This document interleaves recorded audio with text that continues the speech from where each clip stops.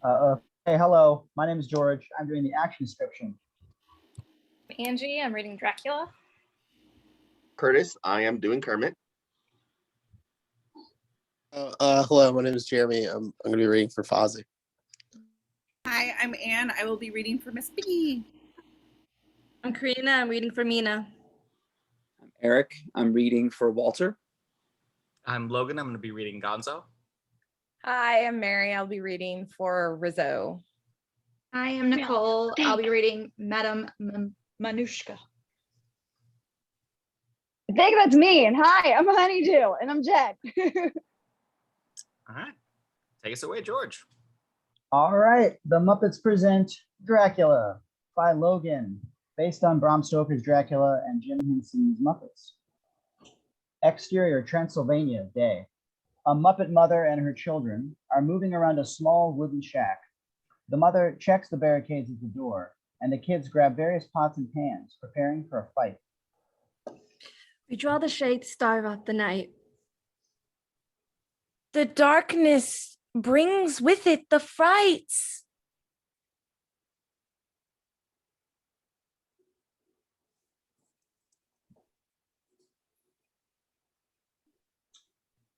The terror is us out of sight.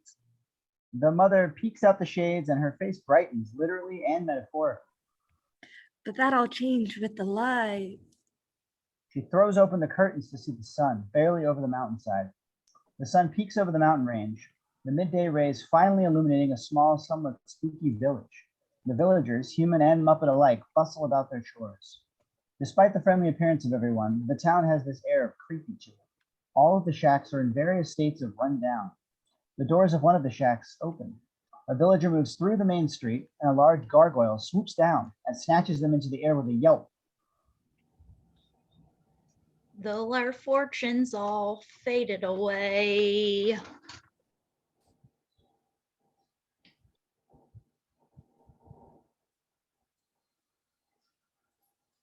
Damn it, victim. And we're barely living this way. The gargoyle lands on the shoulders of the onlooker. The morning's all chased out the gray. The gargoyle takes to the sky, taking the onlooker with him. With the Transylvanian sun. A werewolf stalks behind a possible victim before Sam the Eagle steps out of his shop front. The werewolf turns to Sam, trying to look inconspicuous. Oh, shit. Good morning, citizen. I hope you rested well, knowing the city constabulary was out keeping the peace. Yeah. Right. Morning or whatever. The second Sam looks away, the werewolf pounces at the guy he was following. Villagers walk through the town square, avoiding a walking herd of zombies. Sam guides them through as though directing traffic. We've got ghosts, goblins, and ghouls. And this place is run by these fools. Hey! And if you just follow the rules for the Transylvanian sun. A cluster of Muppets stand on a street corner, among them a Muppet husband and wife, Wayne and Wanda. These monsters disrupt our whole life. The Muppet wife crosses into a shadow and is snatched by a ghost, disappearing. And evil just captured my wife. He shrugs his shoulders.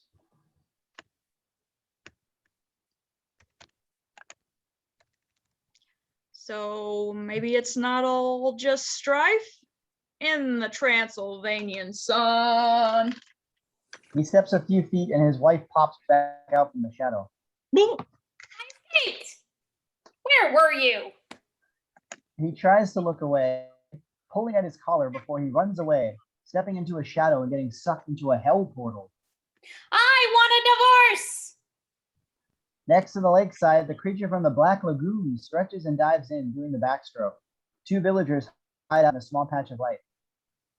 I would like to move out to an island. And out from this oppressive old rain. tendrils rise out of the water, each with a mouth at the end. The tendrils sing out in chorus, backing the lyrics. Leaving us all searching for the glints and gleams. The tendrils raise to full height, unveiling a large Muppet elder god, whose shadow blots out the bit of light. The two Muppets notice this and run away in terror. A grump sits on his stoop.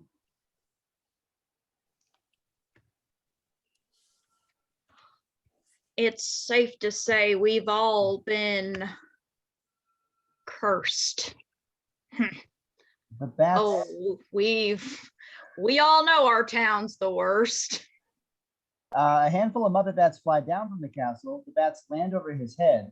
He looks up at them and gets nervous. Long live Count Dracula! What a guy. The best, really. He's been working out, I hear. Emily Bear, a sweet old bear, sits reading her newspaper. A large pig, Howard Tubman, trudges by, a large bale of hay on his shoulders. The news each day is still a scare. It's getting hard to even care. But hey, But at hey, least we at don't least live we don't live there. there. They look down the street at a large castle with a large neon sign on the top labeled Castle Frankenstein. Lightning strikes the castle. It's alive! It's alive! No, it's dead. Reset. Everybody back to one. And where's my coffee? A bell chimes like a film set going back to one. The villagers and the music stop for a moment as they look at their watches. Oh, yeah, the hours are the worst. I'll hurry up and wait. And the phonies. Not the glamour you'd expect. Flowing. The music starts back again. Lightning hits Castle Frankenstein and the villagers resume the song. The villagers gather in the square, the sun bright in the sky. The light will cast away the fear. Place it with buckets of cheer.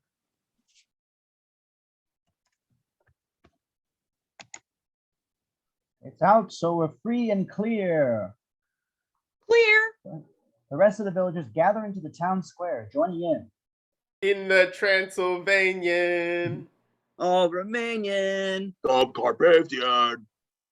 White and Stanian. Big finish.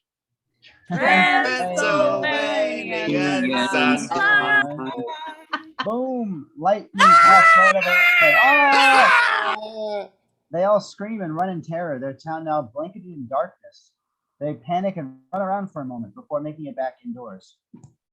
Exterior Transylvanian Road, moments later. The last notes of the song, aka chorus of screaming and doors slamming, trail through the window of a carriage. Inside sits Gonzo, known here as Renfield, wearing a nice little suit. Across from him sits Sweetums, who takes up 90% of the space in the carriage. Gonzo clears his throat as he looks out the window. What a lovely opening musical number. Sweetums shrugs. It's all right. Are we getting close to the village? The carriage hits a small bump and Sweetums bounces against the ceiling. Pretty close. I'm so excited. It's my first job with the firm and they trusted me to visit the Count to get his signature. Why are you telling me? Now you seem friendly. Plus we gotta get the exposition out somehow. The carriage starts to slow and Sweetums sighs. We're making our approach. Fasten your seatbelts and raise your tray tables. Exterior Transylvanian village, moments later. The carriage slows to a stop and Gonzo steps out. He turns back to Sweetums. Is this your stop? No, I got stuck here 3 days ago and have just been going in circles. The driver snaps the reins and the carriage takes off. Gonzo looks after it. Wait! Wait! The carriage backs up and the door opens. I forgot my bag. Oh, right. Sweetums hands Gonzo his briefcase and the carriage takes off again. Did this carriage go to Hollywood? Gonzo turns and sees the village gathered around him. Bobo the bear stands in the front of the crowd eating a sandwich. Welcome, stranger. Welcome to our village. Are you here for the festival? Festival? No, I'm going to the castle. The crowd gasps. The castle? Not the castle. What's wrong with the castle? Haven't you heard? Of course not. The movie just started. Bobo rests a hand on Gonzo's shoulder. Well, we people of the mountains believe that vampires live in that castle. Vampires? Don't you know what vampires are? The sparkling kind? Silence. Madame Manushka emerges from the crowd, approaching Gonzo. Heed my warning. Grave danger awaits you. Ooh, an ominous warning. What kind of danger? Is this one of those Y2K type deals, or? Madame Manushka grabs Gonzo's ears and pulls him in close. Creatures of the night live at the castle and prey on the blood of the living. Sounds scary. It is. Oh. If you must go to the castle, then we cannot protect you. My good. Whatever. You've been warned. Strange. Whatever. Madame Manushka, what have I told you about harassing tourists? She drops his nose and waves her fingers spookily at Gonzo as she walks back into the crowd and disappears. Bobo watches her leave and turns back to Gonzo. Wow. So, can we set up a room here in town? Are you nuts? After that, I can't wait to get there. Gonzo smiles, picks up his briefcase, and starts to walk away. Have a good day, sir. Bobo waves and goes back to his sandwich as Gonzo happily walks out of the village. Sam the Eagle straightens his uniform. We wouldn't keep losing them if you just all listen to me. Exterior Castle Dracula that night. Gonzo approaches the large doors of Castle Dracula. He knocks at the massive door to little effect. He reaches up for the knocker, but it's just out of reach. Gonzo pushes against it with all his might to no avail. Gonzo turns away from the door as a wolf howls. Who's there? The doors creak open mysteriously behind Gonzo. He turns and slowly makes his way inside. Interior Castle Dracula continuous. The massive entrance hall is covered with cobwebs and dusty furniture. Wow, nice digs. The doors moan closed. Wait, no! Gonzo runs to the door, but only manages to get his nose pinched in the door as it slams shut. Gonzo pulls himself hard, his nose stretching. With a snap, his nose pulls free and Gonzo is flung across the room, skidding to a halt at the foot of the stairs, his nose flipped upside down. A large man glides to the top of the stairs. As he comes to a halt, his shadow continues on down the stairs towards Gonzo. Gonzo hasn't noticed, as his back is turned. Gonzo's shadow sees the man's shadow coming and taps Gonzo on the shoulder. What is it? The shadow gestures and Gonzo turns. The man's shadow retracts and rejoins the man. Oh, hello. How do you do? Dracula, intense eyes, stares at Gonzo. A cluster of Muppet bats swarm over Gonzo's head. He's the Count. Beware of Count Dracula. That count has the dark wisdom of ages. Count Dracula. Dracula. Gonzo looks from the bats to Dracula. I'm looking for Count Dracula? The bats swarm back past him. Are you even listening to us? The bats fly back up the stairs towards Dracula. He gestures as they fly by. Children of the night, what music they make. He glides supernaturally down the stairs. I am Count Dracula. Gonzo excitedly grabs and shakes Dracula's hand. Hey, how's it going, Count? I'm Renfield from London. Yes, I've been expecting you. Dracula gestures for Gonzo to follow him up the stairs. From a small distance away, Rizzo watches them leave. Dead thing walking. Interior Castle Dracula dining room later. Gonzo sits at a large table, a single place setting in front of him. Dracula pours Gonzo a glass of wine and has a seat. Thank you. Are you not having any? I never drink wine. Well, me neither. Not since Disney took over. Gonzo raises his glass and takes a sip. Pooped. It's been a long journey. Then luckily you are just in time for dinner. The doors to the room open and the Swedish chef pushes his cart inside. A super dirty Statler. Swedish chef waves to Gonzo, takes a few dishes off his cart and puts them in front of Gonzo. The Swedish chef pushes his cart away and Gonzo notices that Dracula didn't get any food. Gonzo lifts the cloth over his dish and sees a dish full of living vegetables. Turn out the light! Gonzo closes it. If you are not too fatigued from your journey, I'd love to discuss my purchase of Carfax Abbey. Sure. I can wait till you till my meal falls asleep.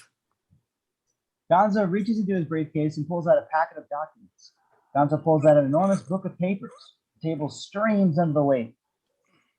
Just need a few signatures. Gonzo flips through the book and gets to a page a third of the way through. Sign here. And here. Dracula signs. Gonzo flips one more page. Initial here. Dracula signs again. Congratulations, Count. You're now the proud owner of Carfax Abbey. Excellent. I shall prepare for our departure immediately. Sounds great. Gonzo flips the document book closed and the whole table collapses under its weight. Gonzo looks from the documents on the floor to the table to Dracula. The rats look up from the corners of the room. Oh my gosh. I'm so sorry. Gonzo scoops up the heavy book, dusting it off. Don't want a document like this getting dirty here. Gonzo hands Dracula the heavy documents as the rats scamper to the table. Eat up, boys! The rats swarm the food on the table, and within seconds, the table has been picked clean. Dracula's eyes trail from the table to Gonzo. Stay with me. But Count, we've only just met. I have many rooms. Why didn't you say so? I was planning on sleeping under that tree outside. Nonsense. Follow me. Dracula leads Gonzo out of the room. Interior Castle Dracula, Gonzo's room later. Gonzo sleeps in a large bed. The door of the room opens, and in drift 3 of Dracula's brides, 2 Muppet and 1 human. Gonzo awakes slightly and looks up at them. Gonzo goes back to bed before waking up and sitting up. Oh no, is this your bed? The brides hiss and descend upon Gonzo. They start reaching up the sheets, coming closer and closer to Gonzo. Gonzo reaches up and grabs hold of the headboard. I can change rooms if that helps. The brides continue pawing at Gonzo. They start to grab at his feet, pulling Gonzo tight. The brides let him go, and Gonzo is slingshotted up to the top of the bed frame. As Gonzo spins around the upper bedpost, Dracula fills the door frame. How dare you! The brides turn to face him, cowering guiltily. He is mine. I have plans for him. The brides shake in fear. Now go, whilst I enslave his mind. The brides glide out of the room as Dracula crosses to the bed. He reaches up and pulls Gonzo down like a pull curtain. Hello. Are you okay, Renfield? You were having a nightmare. A nightmare? It's so real. 3 ladies pawing at me like I was a juicy steak. There's no need to worry, my friend. Worry? I'm just hungry. I can help you with that. I know an old Transylvanian recipe that should put you right to sleep. Ooh, is it hand clash? I love that stuff. Dracula's eyes go wide as he stares deeply into Gonzo. Look into my eyes. I am. They're beautiful. Your eyelids are getting heavy. Gonzo's eyes start drooping. Rizzo looks out from under the bed. Oh, this is my favorite part. When you open your eyes, you'll be under my spell. Under your spell. Awaken. Gonzo opens his eyes, and they've been replaced by spirals. He's hypnotized. From this moment on, you will work for me. You will sacrifice everything for my safety. Everything for my safety. My safety. Your safety, my bad. We are going to London tomorrow night. No, I'll have to pack. As my minion, you will be granted dark powers of the underworld. I've never been a minion before. Feeding off the souls of lesser beings. Rizzo looks to camera. I don't like the sound of that. I command you, watch over the safety of my coffin. Gonzo's eyes slam back to normal. Of course! Anything you want, Master! Gonzo looks down at Rizzo. Are you gonna eat that rat? Don't even think about it, pal. Fade 2, interior, exterior, Demeter. The Demeter sails across the sea, rocking on rough seas. Below decks, Gonzo and Rizzo sit on top of Dracula's coffin. Cabin fever high. Rizzo. Rizzo looks at Gonzo. Wrong movie. Oh, right. Sorry. It was just so catchy. A small knock is heard from the coffin. Gonzo jumps off the coffin lid and flings it open, launching Rizzo into one of the windows. Dracula sits up in his coffin and looks to Gonzo. Are you alright, Master? Just feeling a little parched. Dracula licks his lips. Parched? Well, why didn't you say so? Gonzo jumps to the other side of the room and pops up behind the bar. I make a mean super greens and smelt smoothie. Dracula raises his hand, silencing Gonzo. No, Renfield, I have something more substantial in mind. Exterior Demeter. The crew of Man and Muppet bustle around the ship, sailing through the choppy seas. Think about it, pal. A crew member, Mad Monty, puts down a barrel and turns. A dark shadow sweeps by, grabbing him and pulling him into the dark. The captain, Pops, stands behind the wheel. In the shadows behind him, a shadowy figure with pointed bat ears hides in the shadow. First mate Link crosses to Pops. Rough storm tonight, wouldn't you say? At least no one's fallen overboard yet. The ship rocks aggressively to one side and Link tumbles off the side of the boat. Oh, spoke too soon. Pops moves to the side and looks for Link in the rough seas. Can someone go in and get him? Behind him, the shadowy figure is gone. As Pops looks over the side, he is calmly flanked by Gonzo and Rizzo, who are looking into the water. After a beat, Pops notices them. Oh, hey there. Pops looks from Rizzo to Gonzo, then behind him to the oddly empty ship. Might seem like an odd question, but have you boys seen my crew? Yeah. I don't think they're around here. Somewhere. Gonzo looks to Rizzo. We can always ask our boss. He's definitely seen them. Your boss? Well, where's he? Behind Pops, Dracula has slowly been coming up behind him. Here. Pops turns to see Dracula. Good evening. Oh, hey there, Sonny. Dracula spreads his cape wide. Oh, nice cape you got there. Dracula sweeps his cape around Pops and flies upwards. Gonzo and Rizzo watch him go for a beat before Rizzo turns to Gonzo. Race you to the kitchen. Rizzo takes off and Gonzo stumbles after. There's some bugs for me! Rizzo stops and looks back at him. That's gross, man. I know. Exterior streets of London later. A Muppet newspaper goat, Clueless Morgan, tends to his career stand. A truck drives by and tosses out a bundle of newspapers that collide with his head. He stops for a beat and looks up for rain, then down to the bundle of papers. Oh. Ow. Clueless Morgan hits the ground next to the bundle of papers, whose headline reads, Empty Vessel Drifts into Harbor, / Survivor and Rat Friend Totally Bonkers. Sometimes I wish I could read. Another heavy bundle of papers lands on his face. After a beat, he starts to munch on the stack. Interior Opera House later. It's a night at the opera. On stage, final preparations are being made for the performance to start. In a small box, Mina sits with her fiancé Walter, known here as Harker, and her friend Miss Piggy, known here as Lucy. Isn't the opera beautiful? Not as beautiful as moi! Mina looks at Piggy and shifts in her seat. Mina, I know how you'd rather be home making marmalade, but it's good to get out on the town every once in a while, and everyone loves a night at the opera. Yes, I agree. The opera is so full of strong emotions, love, hate, and passion. Mina and Piggy look at Walter incredulously. Really? What? Nothing. Piggy looks at the program. How long is a show anyway? 4 hours, I think. 4 hours? With no snacks? In that moment, Kermit, known here as Dr. Seward, opens the curtain and enters the box.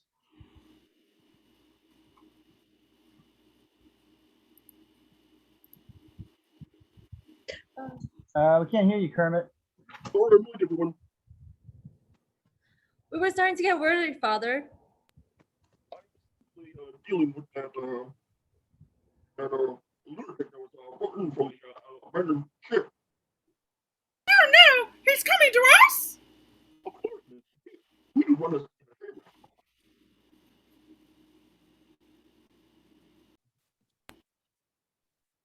Of course, Miss Lucy, we do run a sanitarium after all. So that means we have to deal with all the nut jobs? Oh, yes. In the hallway outside of the box, Dracula approaches Beauregard, who's hard at work sweeping. Beauregard looks up at Dracula. Hello, sir. Good evening. I was wondering if you could help me for a moment. No. Beauregard goes back to sweeping. Dracula stands there for a beat before clearing his throat. Hello, sir. Good evening. Dracula waves his hand in front of Beauregard, hypnotizing him instantly. Could you help me for a moment? Okay. Dr. Seward is in the next box. I must speak with him alone. Tell him there is a message for him in the lobby. Sure. Beauregard shuffles off down the small hall towards Dr. Seward's box. Message in the lobby for Dr. Seward. Lobby's got a message for Dr. Seaborn. Someone's in the kitchen with Dinah. Beauregard has reached the curtain and pulls it open. Everyone in the booth looks at Beauregard. Yes? Beauregard stares at them for a beat. Are you taking food orders? Beauregard closes the curtain. Fascinating.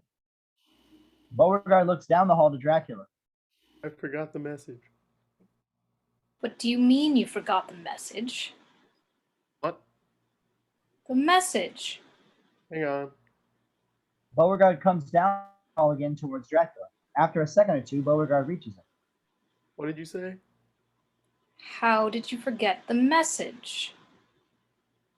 What message? Never mind. Dracula walks down the hall towards the curtain.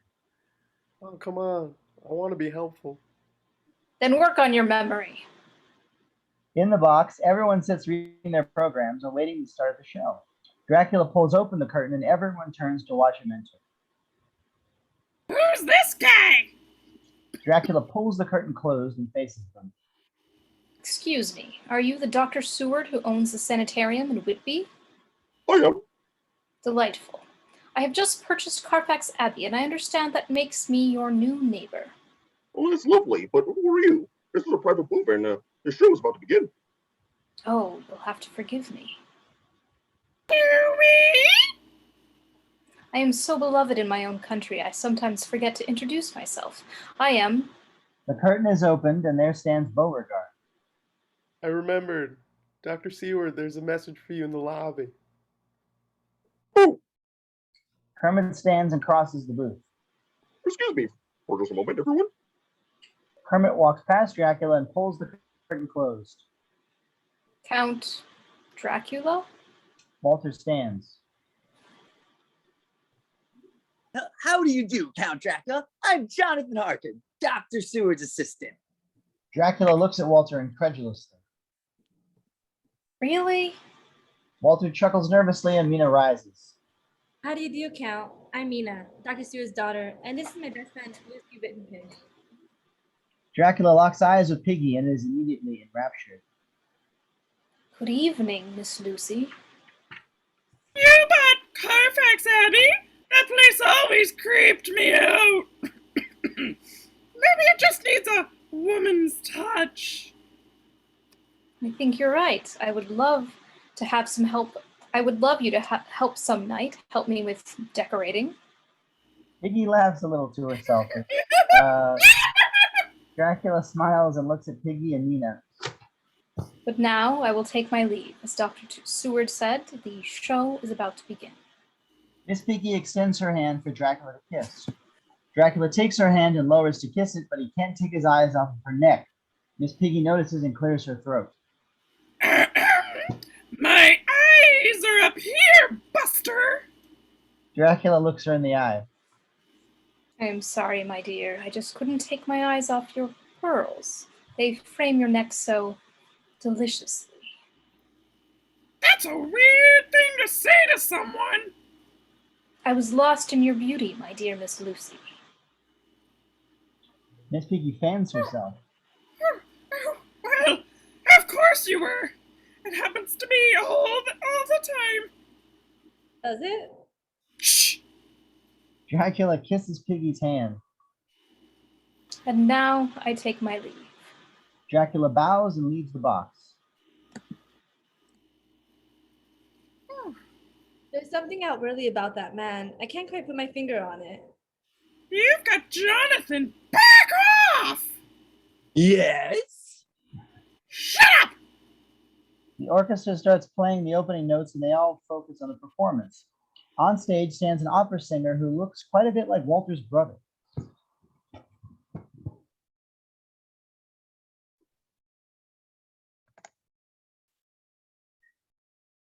Am I a man or am I a Muppet? Exterior Seward Sanitarium later that night. Rolf walks the grounds, putting out the lights, whistling a little tune to himself. Gonzo leans out of the windows and howls at the moon. Rolf tries to ignore him and keeps whistling. Gonzo howls again.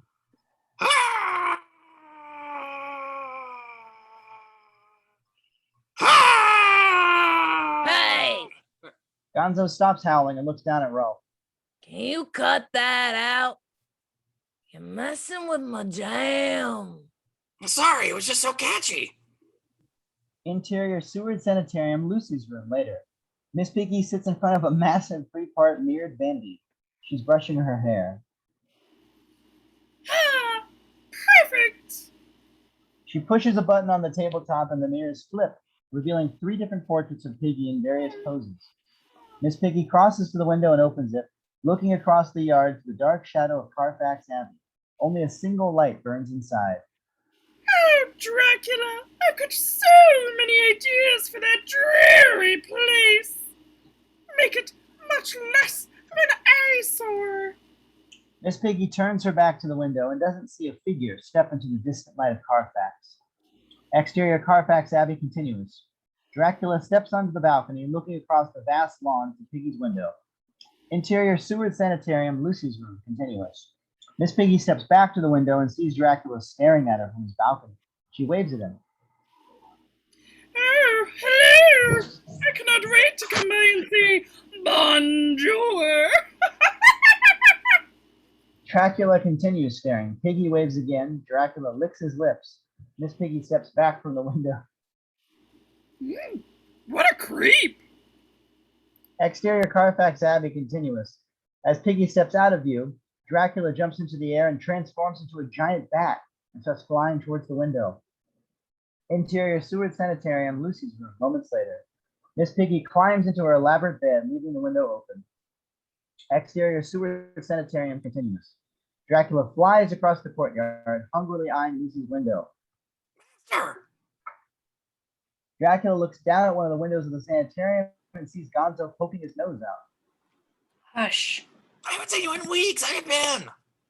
Dracula's clearly distracted. I've been busy, Renfield. I had to set up the castle, find a place for my coffin. Wham! Dracubat slams into the side of the building right next to Miss Piggy's window. Interior Seward Sanitarium, Lucy's room, continuous. Miss Piggy sits up in bed, a sleep mask across her eyes. What? Who's there? Go back to bed. Miss Piggy shrugs and rolls over, falling back asleep. The window swings open and Dracula crawls through. He creeps up to Piggy's bedside and prepares to bite her.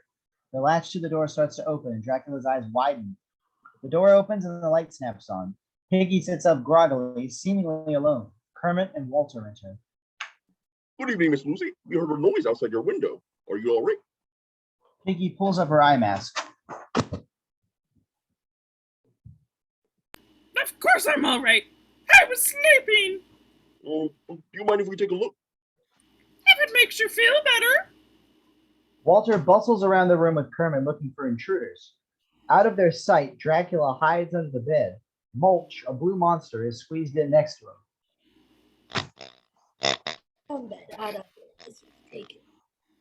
Shh. Kermit and Walter finish their search and cross back to the door. Nothing seems to be amiss here. Of course there isn't, unless there's some kind of excuse to come and see me. Piggy eyes Kermit with flirty eyes, and Kermit gets a little flustered. Oh no, we've got work to do. Come on, Hugger. Piggy shrugs, lowers her sleep mask, and lays back down. Kermit and Walter hustle to leave the room, shutting the door behind them, leaving the light on. Dracula still hides under the bed. As he begins to move, Piggy sighs loudly. She sits up, mask still on, and starts to walk across the room. Cannot believe it's so unprofessional. Kid didn't even have lines in the scene. He just had to. Oh! Piggy trips and falls on her face. She pops back up a beat later, tosses her hair, and continues towards the switch. Turn off the light! Ah! She turns off the light and the room goes dark. She starts walking back. See if we have him back for the next one. Miss Piggy hops back in bed, pulls her blanket up, and finds her light, all with the mask still on. Dracula still watches from under the bed. I'm fast asleep now. Dracula slinks out from under the bed and bares his fangs. Dracula lowers himself towards Miss Piggy's neck and throws his cape over the top of them and bites down. Ouch! Watch it! Interior Seward Sanitarium the next morning. Gonzo sits in his room playing cards with Rizzo. They're slapping down cards randomly. 19. 76. 18. 97. Any idea who's winning? Winning? I don't even know what game we're playing. The door to Gonzo's room opens and there stands Rolf. Morning, Renfield. Ready for some breakfast with the boss? Gonzo stands excited. Of course, I'm starved. Me too. Ralph shoos Rizzo back. Didn't ask you, rat dude. Well, how do you like that? There's never a place for a rat at a breakfast table. Gonzo finishes throwing on his jacket and walks out the door with Ralph. Rizzo picks up the cards and tosses down the next card.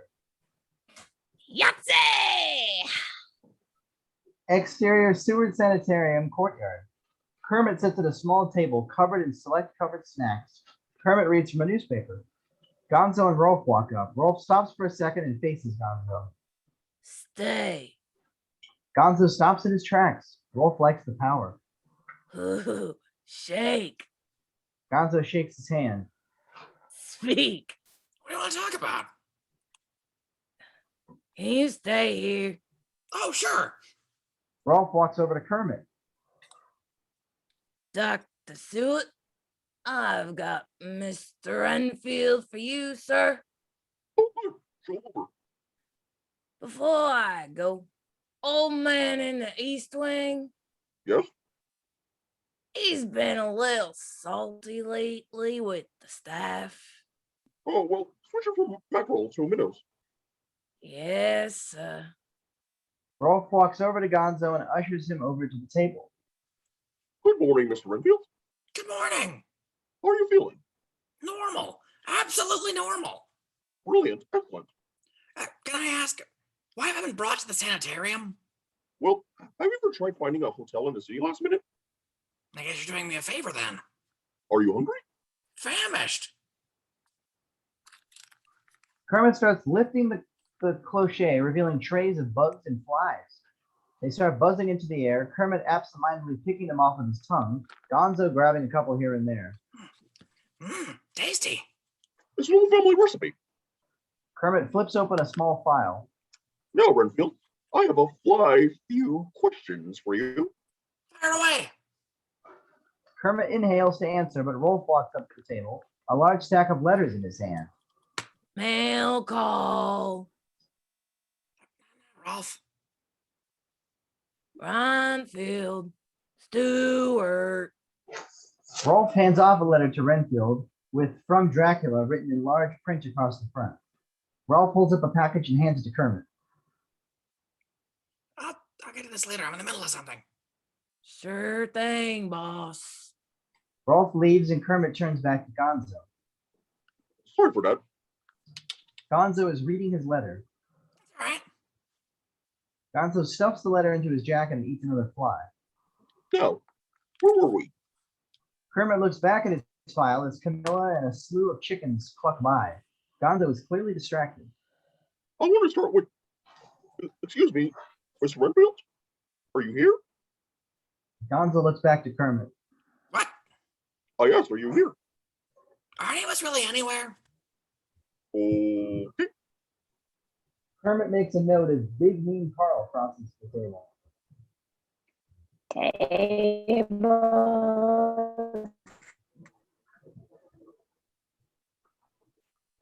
Big Mean Carl starts shoveling the empty plates off of the table and into his mouth. He loudly eats them as Kermit tries to talk over him. So my next. No. Could you get a little quieter? I could, but it's not funny. Oh, no. Big Mean Carl continues eating across the table until it clears it, including eating Kermit's file. Oh, I was still using that. Want to climb in after it? No, thank you. Gonzo looks down at his watch. Oh, well, I gotta go. We're starting rehearsals for the talent show. Gonzo chuckles and runs off, much to the chagrin of Kermit. I guess we'll pick this up later. Big Mean Carl proceeds to eat the table, leaving Kermit just sitting there in his chair. Interior Seward Sanitarium, Lucy's room, moments later. Mina opens Lucy's door wearing riding gear.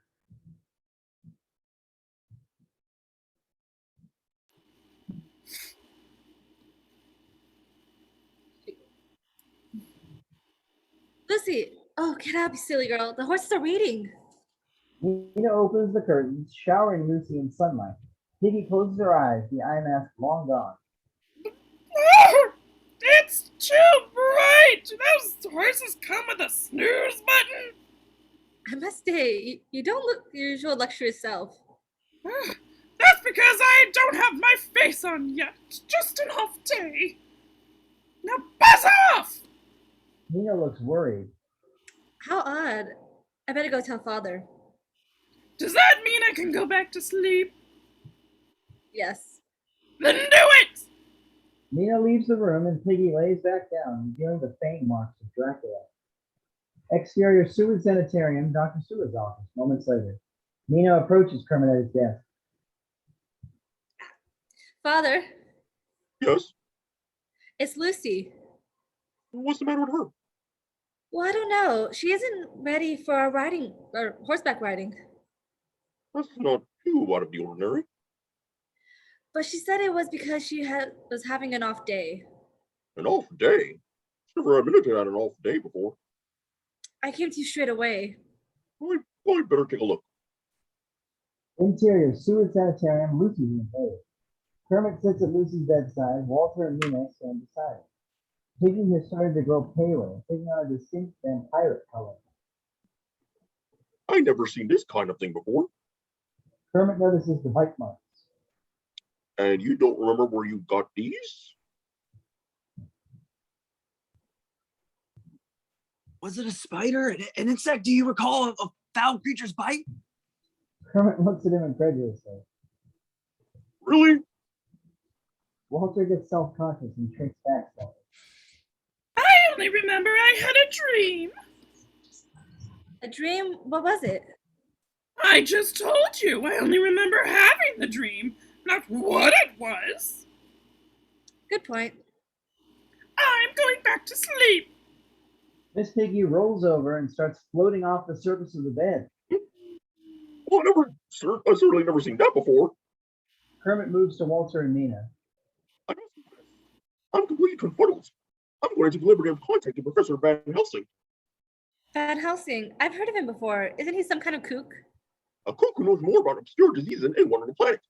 He may be the only one who can help us. Oh, please, contact him straight away. Miss Piggy sits upright, her head turning a full 360 degrees before she lifts her face mask and stares daggers at them. Keep it down! I'm trying to sleep! They share a worried look.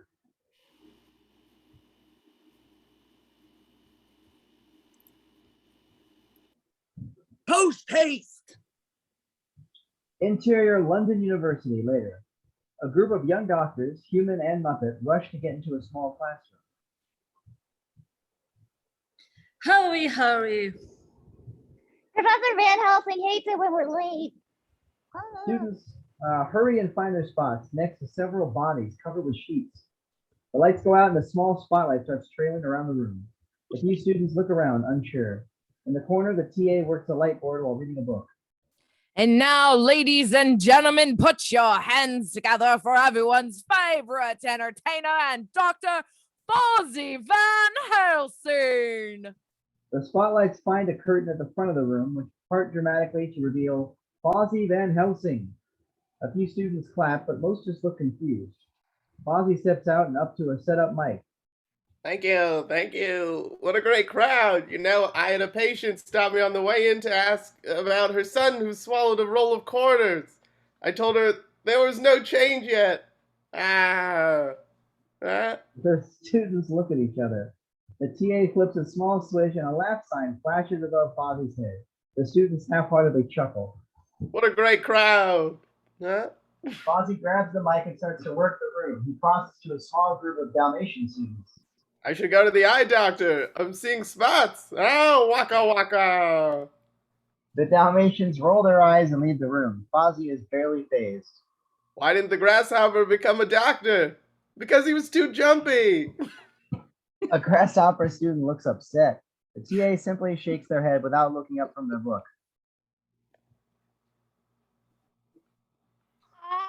Excuse me. Oh, The grasshopper jumps out and Fozzie struggles to maintain order. Wait. More students file out. Overhead, Waldorf and Statler, dressed in white doctor's coats, watch the scene. I weep for the state of modern medicine. I'd weep too, but that means I'm invested in the story. They laugh to each other. Fozzie looks up at them as the room empties. Do you mind? I'm trying to teach here. And it was about as painful as an autopsy. Les, they don't have to hear the jokes. Fozzie glowers as he looks around the now empty room. The TA looks up from their book. Good class today? About the usual. The doors of the room push open and in runs Emmett Otter, the postman. Letter for Professor Fosberg Van Helsing.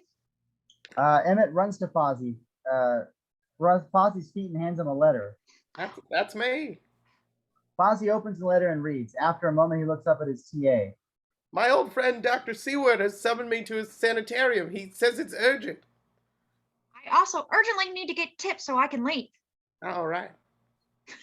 Fozzie hands him a tip and the little otter scoots out of the room.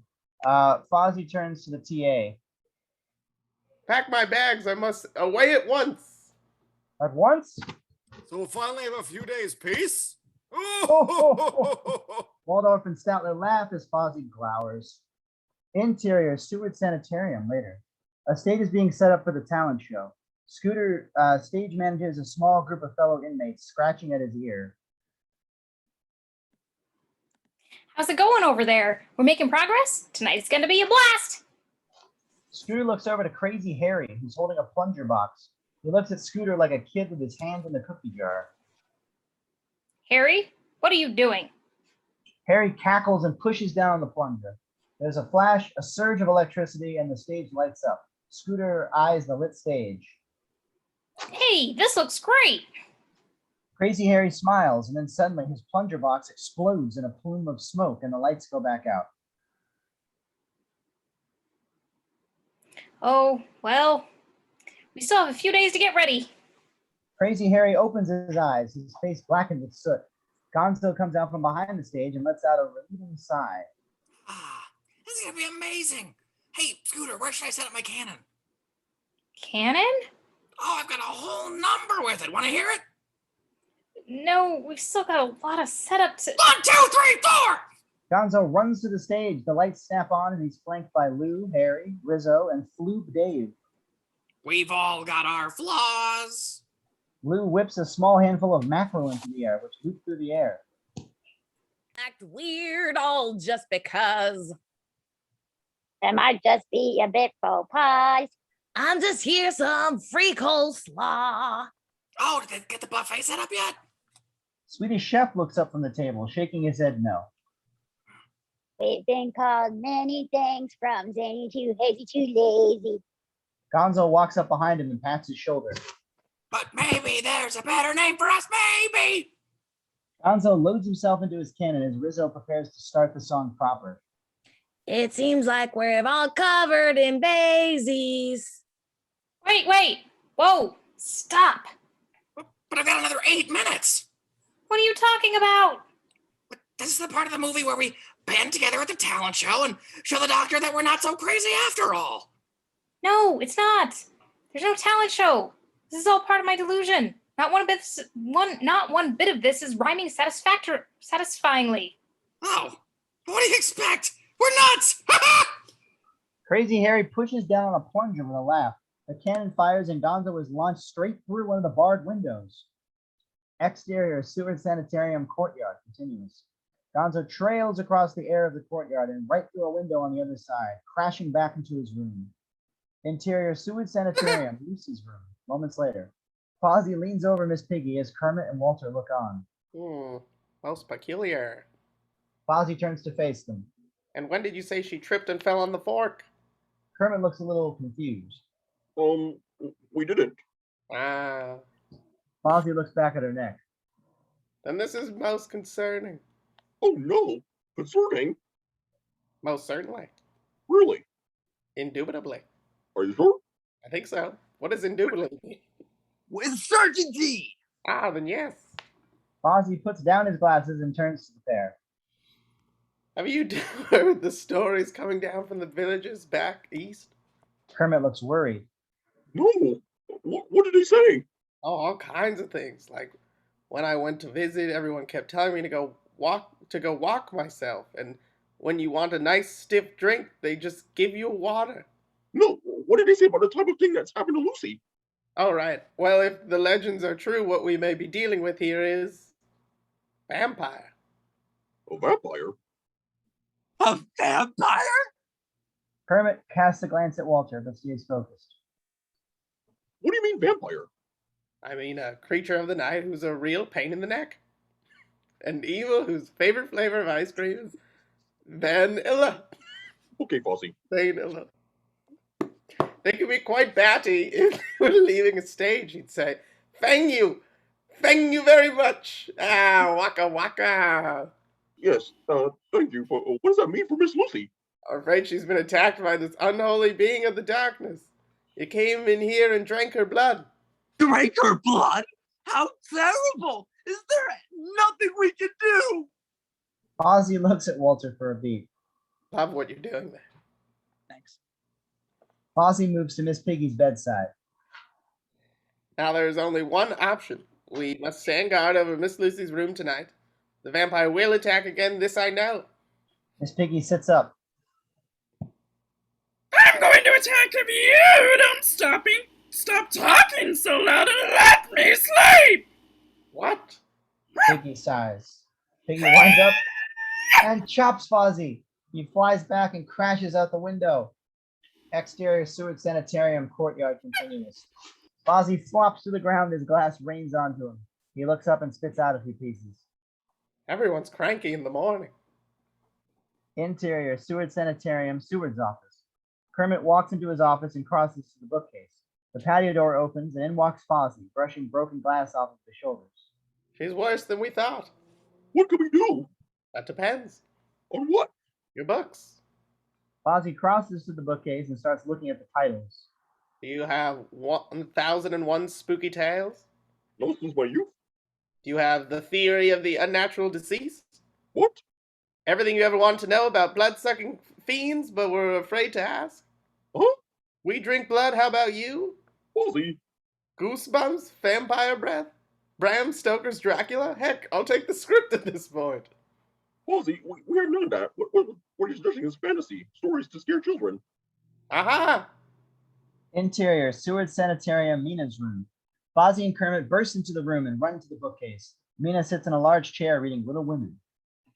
Hello. Good morning, dear. Just looking for a book. Carry on. Fozzie looks over the bookcase and finds what he's looking for. Here we go. Fozzie pulls out a book. Creepy Creepies, Things That Go Bump in the Night. Fozzie flips through and finds a page on vampires and hands it to Kermit. Look here. Oh, here. On the page is a drawing of a vampire with giant fangs. With this book at our disposal, nothing can stop us. Kermit looks concerned. Interior, Seward Sanitarium, Lucy's room, later that night. Miss Piggy sits in bed, the room now covered in garlic. Lines of salt block the windows. Are you trying to help me or season me? Fozzie hangs another rung of garlic as Kermit and Walter stand nervously by the door. It's just for your protection, Miss Lucy. Protection from what? From the holy things of... Knock it off! Walter sinks. Miss Lucy, please. Miss Piggy sulks. Fozzie takes a clove off the wreath and takes a bite out of it like an apple. It's the best way to keep the vampires away. So's your breath! Get away from me! Fozzie straightens his tie and crosses to Kermit and Walter. I'm afraid the vampire's clutches have already begun to take hold.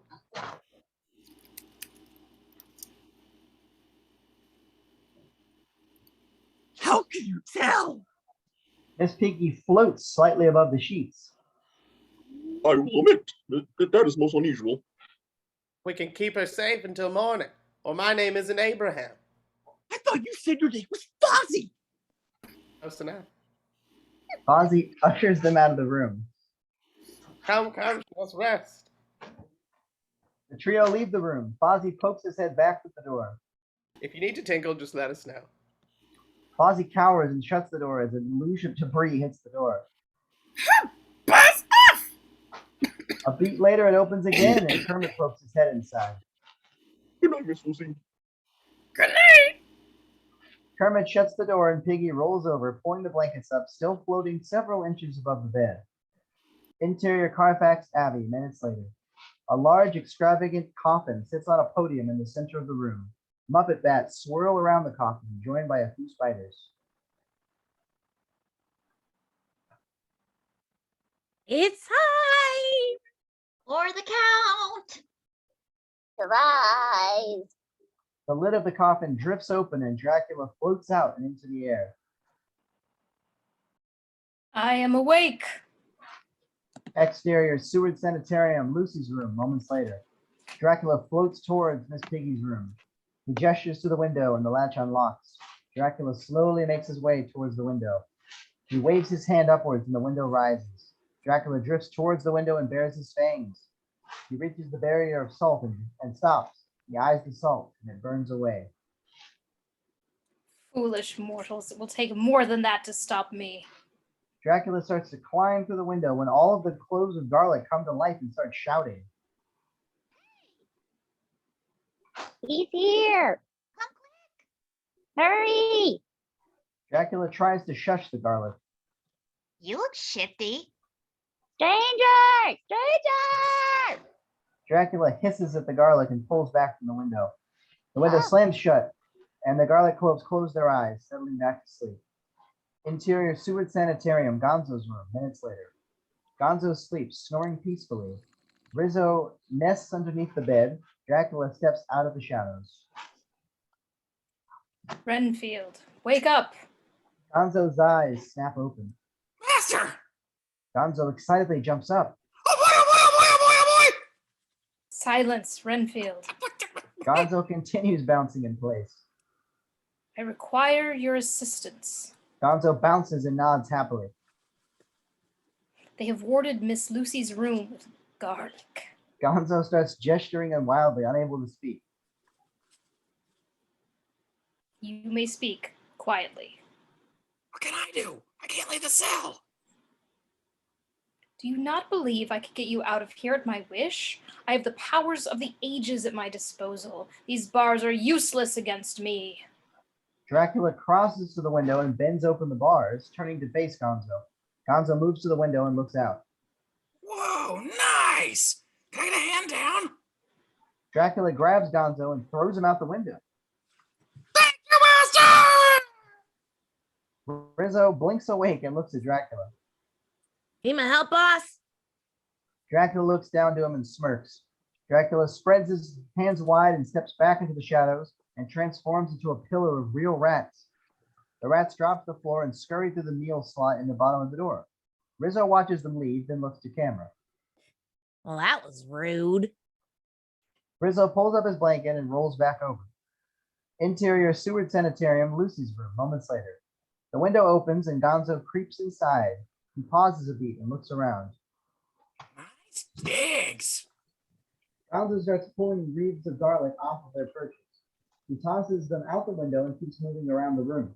Gonzo starts humming a tune to himself, getting more and more into it. His dance movements get bigger and more bombastic. Renfield, silence. Gonzo looks out the window. Sorry, Master! As Gonzo clears the trail to the window, the trio of Muppet bats drift in and land on the bed.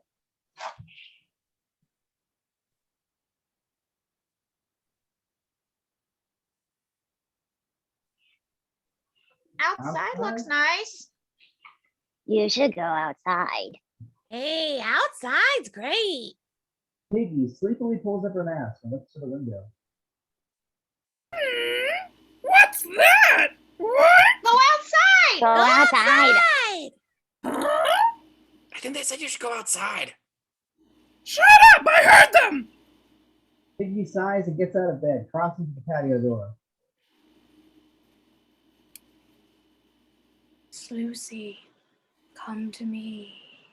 That voice! So enchanting! Right? It calls to me. Piggy opens the patio door and walks into the night.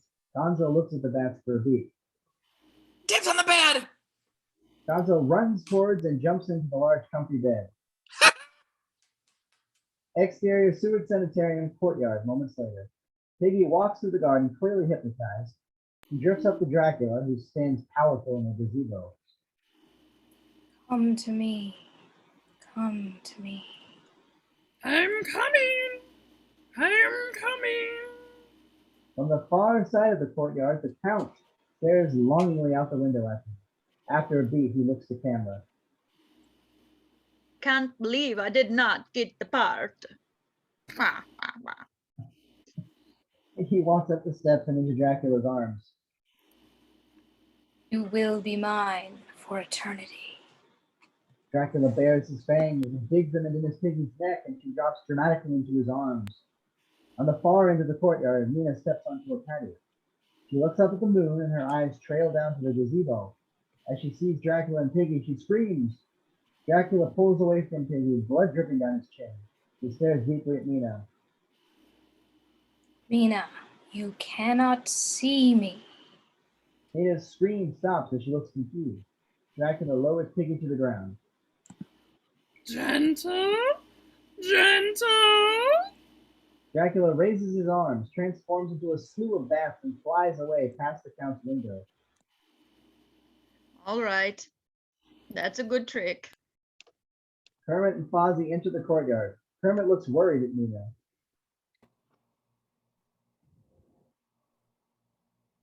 Why? Were you screaming there? I don't know. I thought I saw something.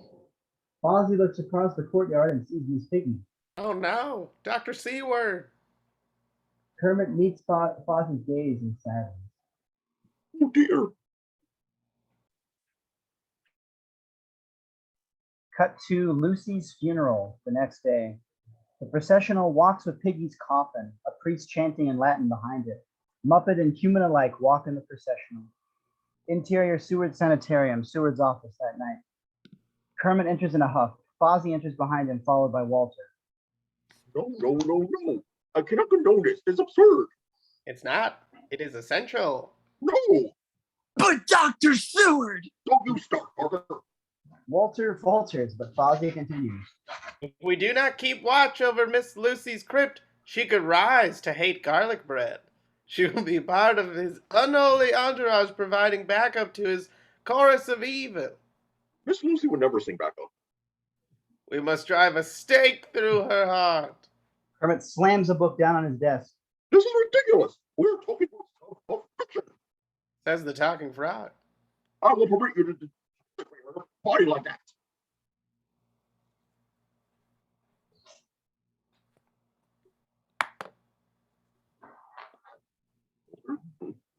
Shouldn't we watch guard over her grave just to be safe?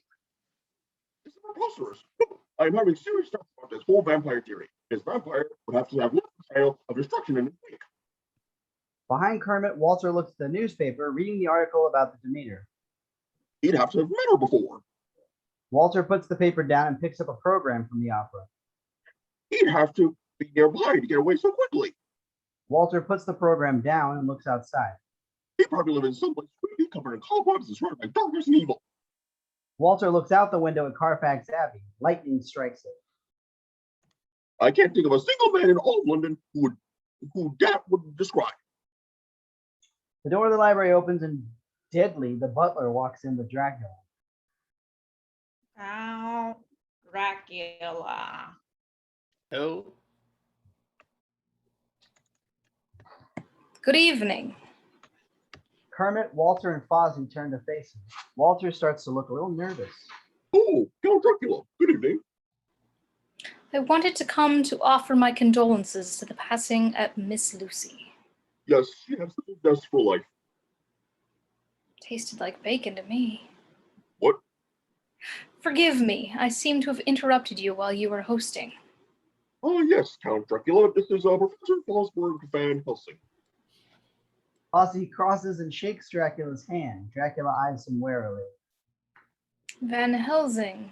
I've heard whispers of this name even in the mountains of Transylvania. Oh, lovely. I had no idea I had that much of a reputation. Fozzie removes his hat and scratches his head. Dracula. You wouldn't happen to be related to Vlad the Impaler? As Fozzie lists his accomplishments, Dracula looks increasingly more proud. The Butcher of Bavaria. The madman who cut through battlefields with his bare hands and left his enemies sitting on iron pokies? Thanks. No thanks. I'm cutting back on red meat. Vlad was the most feared being in all of Romania, unless you believe the tales of the dreaded Thog. Thog, that big blue softy, he couldn't terrorize a dinner plate, much less a village. Dracula stops himself. He calms down. So I take it you've heard the stories? Yes, I've heard them. Oh, then have you heard the one about the nosy pepper? It's a jalapeno business. Ah! Dracula rolls his eyes.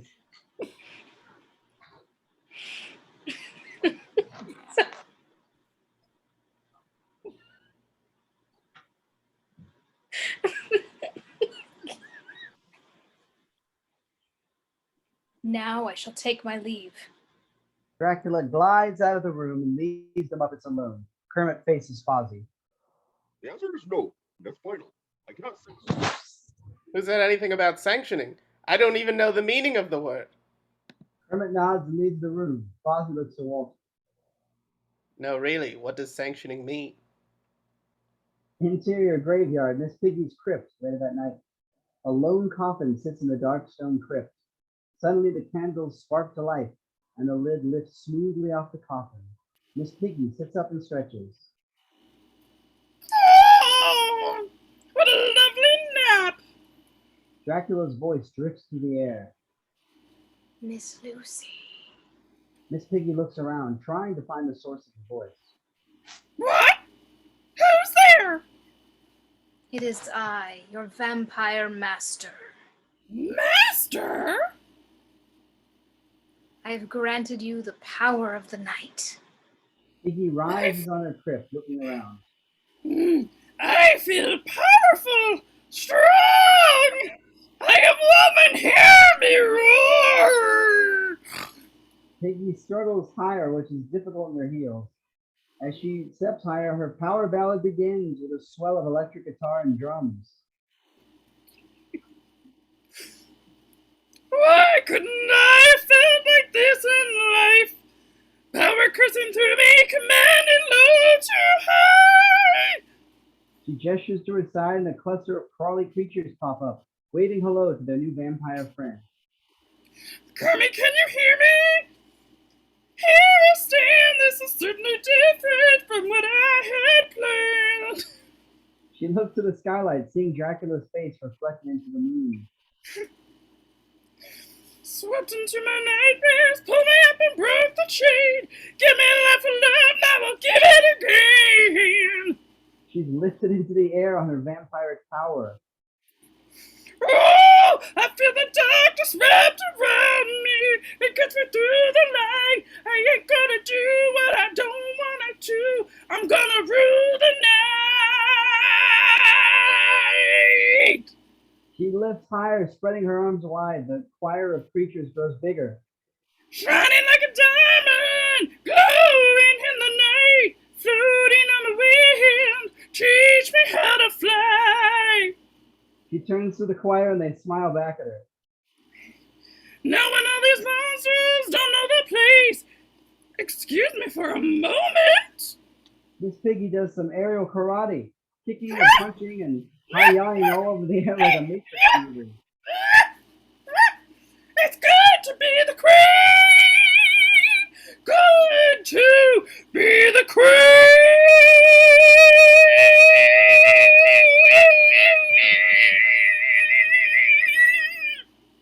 The choir of creatures sing along on her last note, a note trailing into the dark of the night. Interior Seward Sanitarium, Seward's office, same time. Kermit sits in his office, busying himself with reading. Walter walks by the window holding a lantern. Parker, what are you doing? Parker steps back into the doorway. I know you think it's foolish, but I'm going to watch over Miss Lucy's grave tonight. That's not the only thing I think is foolish. Huh? Listen, Parker, you can do what you like. You can't possibly believe this vampire business, can you? Well, if I don't know, but I do know this. If someone doesn't stand up for the foolish thing, we'd never get anywhere. Kermit takes this in and nods. Walter steels himself and heads off into the night. Exterior graveyard entrance later. Fozzie walks through the dark, an increasingly spooky graveyard past several massive gravestones, reading things like Dead Tom. They had to put him somewhere. J.P. Gross, beloved uncle and theater owner. Here lies Muppets Now. Fozzie stops for a moment and pulls out an old-fashioned ear horn and puts it to his ear. Miss Piggy's song drifts hauntingly on the breeze. Goat in Himmel. From behind him, a goat bleats. Exterior graveyard, Miss Piggy's crypt, moments later. Walter has reached the tune, lantern held high. He whistles nervously to himself. The tune's slowly becoming the Muppet Show theme. As the tune hits a crescendo. It's time to meet Miss Lucy. Walter jumps and looks around, but he's alone. I must be hearing things. Or are you? Walter turns and Miss Piggy is lounged out across a large, dry, stone fountain. Oh? Miss Lucy! There you are! Cut the act! Whatever do you mean? Miss Piggy drops off the fountain and starts moving towards Walter. We both know you hate this performance! What? But it's okay! It's all Dr. Seward's fault! It is? Of course! You're his protege! Everything you've learned watching him! Well, yeah, but... But you think you could do better? I agree! Huh? You should be running the show, not that old fuddy-duddy Seward! call him a fuddy-duddy. At my side, we could run everything. Me, the beautiful face, and you doing all of the hard work behind the scenes for all eternity. What was the last part? Eternal fame and fortune. Totally worth it, you say. I agree. Miss Piggy smiles and feigns dissent. Come with me, Harker. Walter starts to drift towards her in a bit of a haze. I could get us back on prime time. A new Muppet movie a year. Our own cinematic universe. Let's not get ahead of ourselves. A Netflix comedy special for Fozzie. A bake-off judged by Swedish chef. The possibilities are endless. I don't hear any of those possibilities, including moi! You'll be the star. There's no way I could do this without you. Miss Piggy smiles and puts her hands on Walter's shoulders, preparing to bite him. Before she can strike, a furry hand taps her shoulder. Knock, knock. Miss Piggy turns inquisitive. Who's there? Fozzie holds up a large crucifix. A lowercase t. Miss Piggy hisses and drops Walter, falling back. Back. Miss Piggy hisses. Back to the darkness that children fear. Back to reruns. Back, I say. I'll never go back to obscurity! Never! Fozzie holds up the cross and Piggy hisses, dropping back into her crypt and slamming the door. Fozzie looks at Walter, who picks himself up and dusts off. You did it! You destroyed her! No, my dear boy. We've only driven her back. We must finish the job. Fozzie pats a little bit of dust off Walter. Now, are you with me? Of course, Professor! Are you with me? Yes, I am! Good. They turn to face the crypt. Then you go first. I'm too scared to move. Walter creeps towards the crypt, Fozzie following close behind. They open the intricate door and move inside. After a beat, the door to the crypt slams shut. Interior sewage sanitarium, Mina's room later. Mina sleeps peacefully as Pepe paces back and forth, standing guard. No creepy crawlers are going to get in here tonight, okay? Exterior sewage sanitarium, Mina's room at the same time. Dracula looks through the window, eyeing Mina. He raises his hand towards the glass, hypnotizing. Interior sewage sanitarium, Mina's room, continuous. Pepe turns and continues his patrol. Dracula's voice drifts in. You are feeling drowsy. Pepe perks up. Who's talking? I don't know who you are, voice from nowhere, but I am wide awake, okay? You want to leave the room. No way, I've been living in the drawer here for 3 days. Why? Don't worry about it, okay? Pepe resumes his patrol for a few beats. It's for love?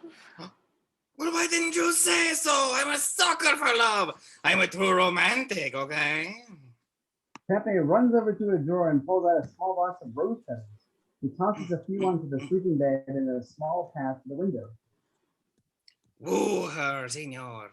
She's a very special lady, okay? Of course. Pepe leaves the room, turning back a beat before closing the door. True love is a beautiful thing. Pepe closes the door, leaving Mina alone. Exterior sewage sanitarium, Mina's room, continuous. Dracula moves closer to the room. Mina, open your eyes. Awaken. Interior sewage sanitarium, Mina's eyes open. Come to me, Mina. Mina steps out of bed and crosses to the window, eyes locked with Dracula. Yes, Count. She opens the patio door and steps out into the night, her bare feet stepping into the grass towards Dracula. Interior sewage sanitarium, sewer's office. Kermit sits at his desk with a stack of classic books on his desk, next to a file labeled "To Adapt Next." The door to the courtyard opens and in stumble Fozzie and Walter, beaten, clearly having been through one heck of a fight. My God, what happened to you two? It was Miss Lucy. What? She rose from the grave and attacked you? He was vicious, Dr. Seward. You should have seen it. She had the strength of 10 men, at least. I don't believe it, but you took care of her, right? Fozzie looks at Walter before looking back to Kermit. Oh, yes, my good frog. We took care of her. Where's Mina? Oh, she's fine. She's asleep. I've left someone in watching and guarding her room all night. Still, I think I'm gonna stand watch outside her room, just to be safe. Outside her room? Why not go inside? Oh, it's 2:57. Come on. She's clearly asleep. Why would I go in and wake her up when she's most certainly asleep and nothing else? That makes sense to me. Good night, Dr. Seward. Van Helsing, thank you. Walter leaves the room. I still can't believe Miss Lucy rose from the grave. Does her she's at peace?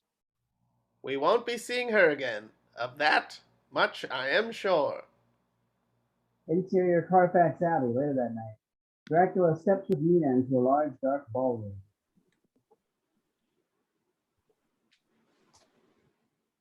Ark. Don't worry, my dear. The darkness has many incredible secrets in store. Dracula lets go of Mina's hand and steps backwards into the shadow, seemingly leaving Mina alone in the darkness. Mina starts looking worried.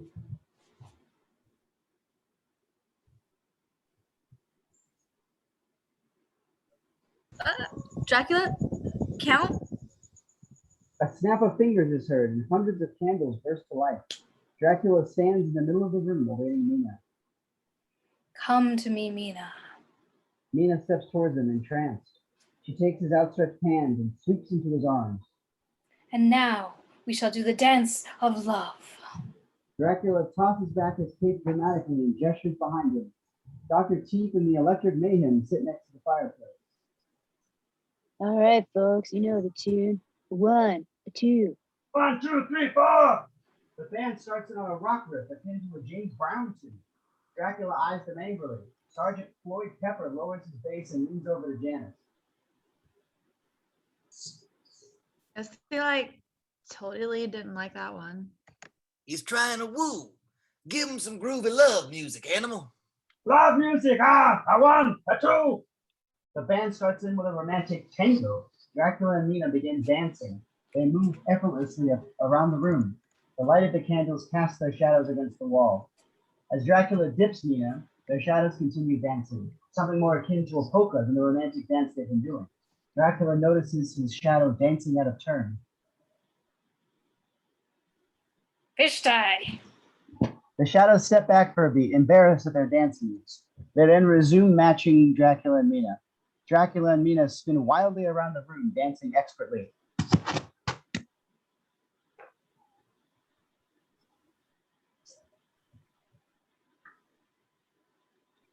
Totally can't tell they're doubles from here. Totally. Dracula dips Mina deeply before lifting her and baring his fangs.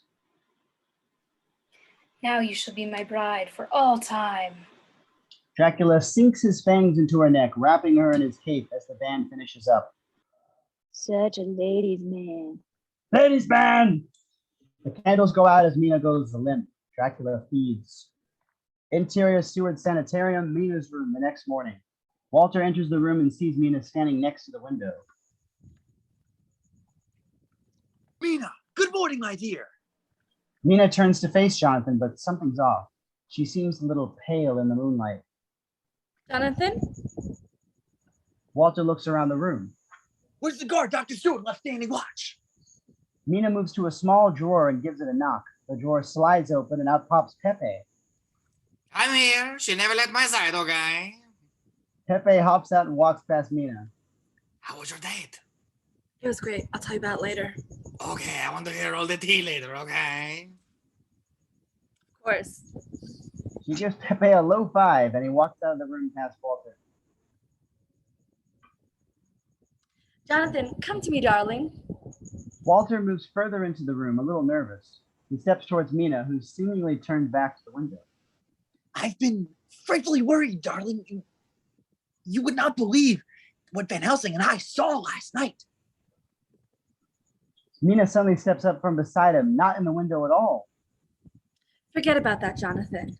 Walter jumps. Sit with me. She sits on the bed and pats the space next to her. Walter nervously crosses and sits on the bed with quite a bit of space between him and Mina. The moment he touches the bed, Mina slides in next to him seductively. Oh, Jonathan, I've missed you.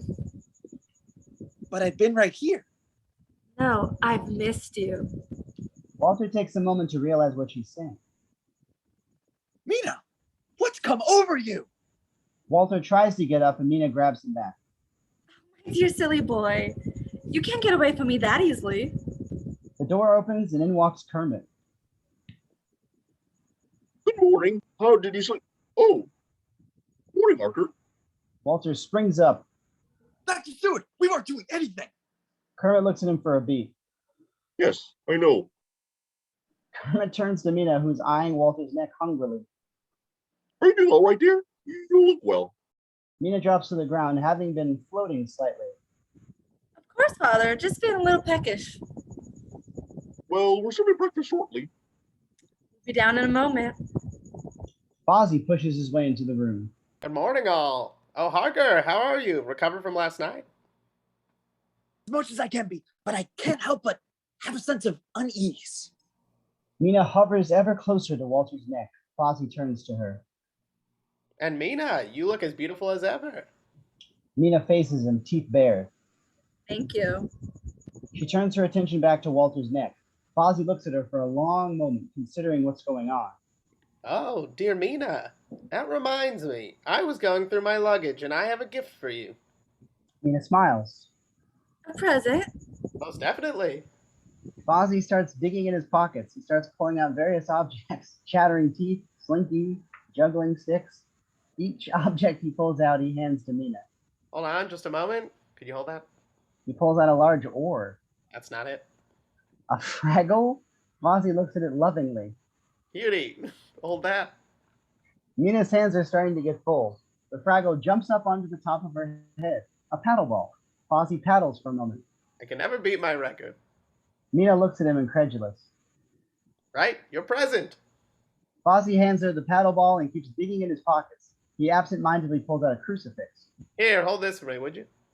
Mina's hand absent-mindedly wraps around the small crucifix. Her skin sizzles as she screams. She tosses the items into the air and falls back onto her bed. My God, Van Helsing, what did you do? Walter crosses to her and opens her hand. Her hand! Walter lifts the crucifix, realization setting on him. How? How did you know? You know what? Fozzie's eyes trail from the crucifix to Mina to Walter. Oh. Fozzie puts a rubber chicken with a big bow labeled Tamina wrapped around the neck behind his back. There were telltale signs. Are you saying this vampire came in and fucked Mina? It would seem so. Fozzie straightens his tie. We must do something. Before she suffers the same fate as Miss Lucy. Then there's not a moment to lose. Fozzie leads Kermit and Walter out of the room. Interior Seward Sanitarium, Van Helsing's room. Fozzie enters with Kermit and Walter behind him. The room looks completely different from the other rooms of the sanitarium. It looks a lot more futuristic, but the walls are also plastered with cheesy comedy posters. I see you made yourself at home. Believe it or not, I travel light. But one must always be prepared. Fozzie stops at a table. If we are indeed dealing with the vampire, then we must have the proper tools. Gentlemen? There's a small clatter, and from behind a table rises Beaker. Me? Quite right. Honeydew steps out, holding a large stack of books. Ah, Professor Van Helsing. Welcome back. Yes, thank you. Fozzie turns to face Kermit and Walter, who stare in disbelief. Well, when I suspected we might be dealing with something a little more spooky. Supernatural. Thank you. Me. I called in my top men to help us. Most wonderful. Take it away. Honeydew cleans his glasses and turns to Beaker. Of course. Beaker pulls back a large sheet, exposing a table full of high-tech gadgets. We've got everything one might need, or yes, yes, for dealing with hominis nocturna. What? No, I told you we had vampires. Honeydew just eyes him. Those are a fancy name for them, isn't it? Me. Right, continue. Honeydew gestures to the table. We've got a laser net. We've got smart stick launchers compatible with more iPhones or tablets. Beaker picks up a Star Trek phaser from the counter. Oh, no, Beaker. You don't have the rights to let them use that one. Beaker nods and tosses it over his shoulder. Honeydew picks up a small-looking grenade. This device will bring the sunlight out to depower our vampire. I thought sunlight killed them. Our research shows that vampire is ancient, too powerful to be destroyed by the light alone. But we've got some great options for you. Honeydew hands Beaker the grenade. Ready? Beaker's head retracts into his collar nervously. One hand holds up the grenade, the other covers his eyes. And shield your eyes. Honeydew pulls a pin and steps back, pulls a large glass shield over his face. 3, 2, 1. The sides of the grenade click open and the room is illuminated with a blinding flash. There's been a boom and Beaker is launched into the floor, digging in up to his waist. Obviously, we need to make it safer to handle. Fozzie looks excitedly at the gear before looking to Kermit. You can't lose. Kermit nods for a beat before looking at Honeydew and Beaker. This sounds great, but where's the period piece? A what? The period piece of what we did in the past. Ooh. Honeydew thinks for a moment. Well, we've got a crossbow around here somewhere. Beaker gestures to a small table with a dinky crossbow sitting on top. Mimi! Kermit gulps. We'll take what help we can. Kermit stops for a moment before leaving the office. Is everything all right, Dr. Seward? Kermit stops in the doorway. I am a frog of science. The idea of these creatures is frightening to me. I just need a little time to prepare myself. Excuse me. Kermit leaves. Honeydew turns to Walter. Would you like to see our hover sled? Sure. Interior Seward Sanitarium, Gonzo's room later. Gonzo is balanced on his head doing a yoga pose. Rizzo is asleep in the cot. Renfield. Sir! Gonzo tries to look around, which is difficult since he's on his head. Renfield, we must prepare. I'm always prepared. Prepared for what? That irritating Van Helsing is close to discovering me. He's already stopped Miss Lucy from returning to me. We cannot allow him to stop my courting of Mina. But, Master, you can have any woman you want. Why? You got that whole mysterious European who doesn't smell funny in a bad way thing going for you. Silence, Renfield. Gonzo salutes, still on his head. Silencing. Gonzo falls forward, rocking onto his nose before toppling over. I will be contacting you shortly. We must be ready to flee. Gonzo salutes again, face still down into the floor. Dracula's voice fades and Rizzo turns to face Gonzo. Never calls us a chat, does he? He's busy. He never calls us to chat, does he? He's busy. Is he? Interiors, Seward Sanitarium, Seward's office later. Kermit sits in a large chair at the fireplace as he pours himself a nice cup of tea. He takes a small sip and settles back into his chair. The door of the office opens and in walks Walter. Dr. Seward, Van Helsing has a plan. Not just now, Harker. He told me time was of the essence. Hey, Walter. Come sit with me for a second. Walter looks confused, but after a beat, comes and sits by the fire with Kermit. What is it, Dr. Seward? No. Walter, I want to talk to you for a second. Oh, yeah. What's up, Kermit? I've been letting it go this long, but I have to ask, what is that performance? I mean, it is by far the most over-the-top, out-of-place performance I think I've ever seen in one of our adaptations. I thought I was going a little natural. Well, you weren't. Walter hangs his head. I'm sorry, Kermit. I'm just nervous. Yeah, I could tell. I've been a fan for such a long time, and now that I'm in the middle of it, I'm so worried I'm gonna mess it up. I'm gonna mess it up.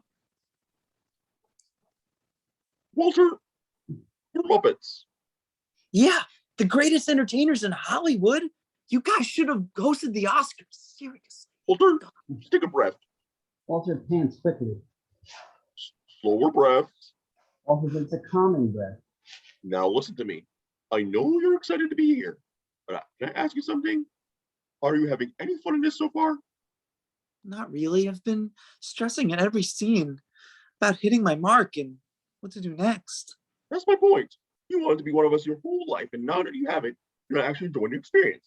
You can't be afraid to take a step back. You're enjoying living your dream, and why did you have it in the first place? Walter sits back in his chair. Wow. I never really thought of it like that. There's a reason we asked you to join us, Walter. Do you trust us? Of course, you guys are the best. Then trust what we trust in you. Just be yourself. Walter smiles and nods. Kermit picks up his mug and takes a sip. Now then, Parker. What were you saying? Van Helsing has a plan. He says it's foolproof. Coming from him, that's saying something. What's the plan? A ball. A ball? How's a bouncing ball going to help? Not those kinds of balls. Bigger, grander. Kermit gulps at camera. Cut to interior grand ballroom. Thank God, rid of that night. Dr. Teeth and the Electric Mayhem play a nice waltz as Muppets and humans dance around the room. 2 gigs in 2 days. We're on a roll. Yeah, usually that roll is us getting chased out of town. The night's still young. On the far side of the room, Kermit stands with Walter and Fozzie. I don't know about this Van Helsing. We don't even know who the vampire is. That's why we've invited everyone tonight. Fozzie points around the room. It could be Mr. Redfield. He's been nothing but trouble since he came in on that barge days ago. Kermit gestures to Gonzo, who's on the far side of the room with Rizzo. I believe we got an invite. They couldn't exclude some of England's most eligible bachelors. Speaking of. Gonzo notices Camilla and primps himself before walking over. I've always had suspicions about the butler myself. Deadly walks in front of them with a tray of hors d'oeuvres. Yeah, for a nosh. Fozzie eyes him suspiciously before taking a shrimp puff of 3. You look great in a suit. Deadly keeps walking away. Good enough to eat. Fozzie does a double take. Did he just hear that?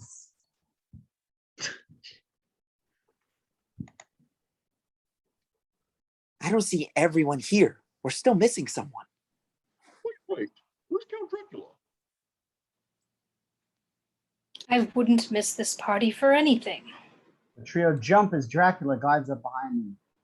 Oh! Dracula, we're trying to warn you hadn't accepted our invitation. Not at all. I quite enjoy these sorts of get-togethers. Dracula's eyes trail across the room before finding Mina, who's talking to a friend and laughing. Dracula turns to Walter. Mr. Harker, would you be upset if I told you that your fiancée is the most beautiful woman in the room, and you couldn't possibly hope to give her the happiness and of the ages that she deserves? Probably. Then I shall simply take my leave. Excuse me, gentlemen. Dracula glides over towards Mina as Walter turns to Fozzie. The trap is set. When do we begin? Once the mood is set. Fozzie gestures to Dr. Teeth and he turns to the band. We need a toe tapper and a 1 and a 2. The band starts up a jaunty tune and folks hit the dance floor. Dracula arrives at Mina's side. Mina talks happily to a gawky-looking man. As I stood atop his shoulders, I could not help but proclaim, Igor!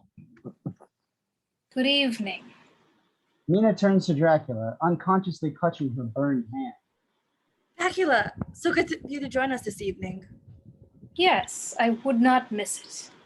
Dracula gestures to the dance floor. Would you care to join me in a dance? I'm sorry. Can't you see I was speaking to the lady? You are finished. Dracula hypnotizes the man. He drops his drink and simply jumps out a nearby window. Dracula turns romantically back to Mina. Dance with me. Mina takes his hand and they take to the dance floor. Dracula and Mina move gracefully around the dance floor amongst the other partygoers. Shake a tail, Feather Master! Camilla looks at Gonzo, a little upset at his wording. Fozzie looks over to Rolf and gives him a nod. Rolf nods back and pulls a drawstring on a large curtain. Rolf pulls the string and the curtain rises on a large mirror. Rolf looks into the mirror and does a double take. Dracula dances with Mina on the dance floor, but he casts no reflection into the mirror. The dance changes section and Dracula switches partners, whipping a Muppet dancer into the air wildly. In the reflection, she's seemingly flying around the room. Dracula spins the Muppet away into a gathered crowd who have noticed his lack of reflection. They topple over, and Dracula turns back to Mina. What do you say we kick it up a notch? Mina spins into a dip, and Dracula turns to the band. Make it slap. Slap, slap! Animal throws down a rocking drum beat, and the band picks it up, bursting into a Romanian rock tango. Dracula and Mina dance as Fozzie, Kermit, and Walter look at the mirror. It's me! Dracula's the vampire. I still think it's the butler. Deadly glowers at him from across the room as Dracula and Mina continue dancing. Dracula lifts Mina high into the air and drops her nearly to the ground in a dramatic dip. Dracula rises to bow, but then notices the mirror. His eyes look from the mirror to Fozzie. Very clever, Van Helsing. I have my moment. This is not one of them. Dracula grabs a chair and throws it across the room, shattering the mirror. Dracula scoops up Mina. Stop him! Walter runs towards Dracula, but is tripped by Gonzo, toppling to the floor. Ow! Dracula hisses as he jumps out the window with Mina. Gonzo runs to the window after them. Wait! Wait for me! Rolf casually grabs Gonzo's arm, stopping him from leaving. Ah, beans. Rizzo runs out the window. Sucks to be you. Wait, Rizzo, help me! Rizzo runs after Dracula. Rolf takes Gonzo away as Kermit looks out the window after them. Dracula's a vampire! Yes, I saw him. And he took my daughter! Do you think I saw something different happen? What are we going to do? Fozzie faces Kermit and Walter, who's rising to his feet. Must think like him, like a being with wisdom of ages. We're doomed. We'd have to be mad to even come close. Fozzie's eyes widen. I have got it. Follow me. Interior, Seward Sanitarium, Gonzo's room later. The door opens and Gonzo is thrown inside. A beat later, Rizzo is thrown in against the wall. Gonzo rises from beside the bed and notices he is not alone. Fozzie sits on the opposite side of the room, waiting for him. Welcome, welcome, Mr. Renfield. Rizzo pops up. He notices a crossbow placed around Fozzie's lap. It's getting late, buddy. Traffic's gonna be crazy as it is, and if I don't get going out now, I'm gonna be able to leave it till after dinner, so I'm just gonna go have to like see my Rizzo bolts across the floor and dives for a small hole in the wall. He makes it halfway and gets stuck. Completely stuck. He's not going anywhere. Fozzie turns his attention to Gonzo. No need to introduce yourself. Your reputation precedes you by a New York mile. I'd know that grizzled mug anywhere. Never thought I'd meet the legendary 1997 ping pong world champion Jan Oven Waldner. Ha! What? No, no. I am Osmond Van Helsing, vampire hunter extraordinaire. I've come to inquire about your master, Count Dracula. I would never betray my master. This I know, which is why I'm going to offer you a bargain. I'm going to ask you 3 simple questions. Answer them honestly, I will let you go. No further questions asked. But just ask me where he is. I swear, I will not ask you the question, where is he? And why should I trust you? Because I am the one holding the crossbow and you have nothing else to lose. You make a compelling argument. All right, I accept. Excellent. Wunderbar. Fozzie rests the crossbow in his lap, and rubs his hands together, his plan falling into place. Fozzie leans in. When did you first fall under Dracula's power? At his castle in the mountains. He came to the top of the stairs, caught my eye, and whisked me away with great food. I was hooked. Fozzie nods and smiles. What does he want with Miss Mina? To turn her to his vampire bride for all eternity, enslaving the earth with his unending grip. Fozzie nods, certain they must stop Dracula. The door opens and Rolf pokes his head in. Everybody doing good in here? We're great. Great. Just let me know if you need anything. Rolf shuts the door and Fozzie turns back to Gonzo. Where was I? Oh, I just told you when I met the master and his wedding plans, which I gotta head out for. I don't want to be late. Wait, what? Fun game. It's been fun. See you later. Gonzo packs his suitcase and strolls out the door, leaving Fozzie behind. Kermit walks up to the chair. What happened? Where's he going? I don't know. Then why are you leaving? 3 questions. Kermit sinks. We're lost. Should have been lost forever. We can't reach her by sunrise. Dr. Seward, Van Helsing. Kermit and Fozzie cross through the window, seeing Walter below. I've got my eyes on Renfield. Hurry up, we can follow him. Kermit faces Fozzie. You're brilliant. You know he'll lead straight there if he believed himself free. Yes, of course.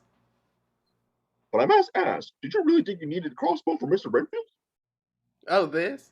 No, I have no idea how to shoot this thing. I just use it for intimidation. Fozzie slings the crossbow over his shoulder and the bolt fires, slapping into the wall right next to Rizzo's stuck butt. They're shooting at us! The bit of wall breaks free and Rizzo takes off after Gonzo as Fozzie looks at Kermit embarrassed. Exterior, ruins on the hill later. Gonzo runs up the hillside towards the stony ruins of a large cathedral. Gonzo reaches the top of the hill and looks back. No one is following him. I can't believe I made it. Oh, I just wish my friends were here with me. Rizzo pants up next to him, clearly way out of breath. I haven't run that long and far since Muppet Pepper. Rizzo, you're here, and no one followed us. We're geniuses. Let's get inside. Gonzo and Rizzo go through the main doors, closing them behind them. After a beat, Fozzie falls out of one of the trees. Interior, ruins on the hill. Moments later, Dracula walks with Mina up a long staircase. Master! Dracula turns at Gonzo's call. Renfield, what are you doing here? They let me go. I outsmarted them and had to rush right over and tell you that there's absolutely no way I will ever lead them here. I think they went into the house. Those old creepy ruins on the hill. Dracula angrily looks at Gonzo, eyes filling with rage. You fool, you've led them right to us. Nice going. What am I gonna do? Dracula rises to his full height. Get Mina to my coffin. I will handle them. Dracula spreads his cape wide, his shadow spreading. Exterior, ruins on the hill, same time. Fozzie, Kermit, and Walter slam into the door, trying with futile effort to get through it. We must hurry. Put your back into it. And stop pretending to hit the door and hit it. Oh, right. Fozzie actually slams into the door, causing it to shudder. Yeah, that does help. They'll wind up to hit again, but a dark shadow bursts from the doorframe. A sinister wind rises quickly, blowing them away from the door. The trio fly through the air and off of the set. They fly over the obvious set of Castle Dracula, past the Transylvanian village and the sanitarium before colliding with a tour bus passing by on the road. Dr. Teeth and the Electric Mayhem poke their heads out of the doors. Well, that was a positively bogus experience, my friend. What hit us? That would be us. Fozzie climbs out of the hole they made and drops to the ground. He adjusts his hat and looks at the ruins on the horizon. The creature is using his dark powers to keep us at bay.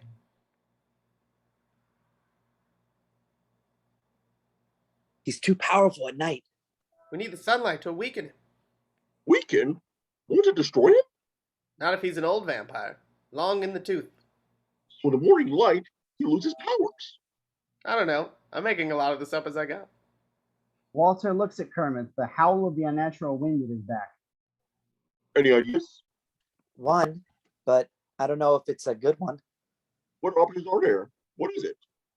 Walter looks at Janice. She leans in. Walter whispers into her ear for a moment. Of course, darling. We can do that. She disappears into the bus for a moment, and Walter moves back to Kermit and Fozzie's side. They will try to provide us with an opening. Janice sits up on top of the bus with her guitar. She nods at Walter and starts to pluck out a simple guitar melody.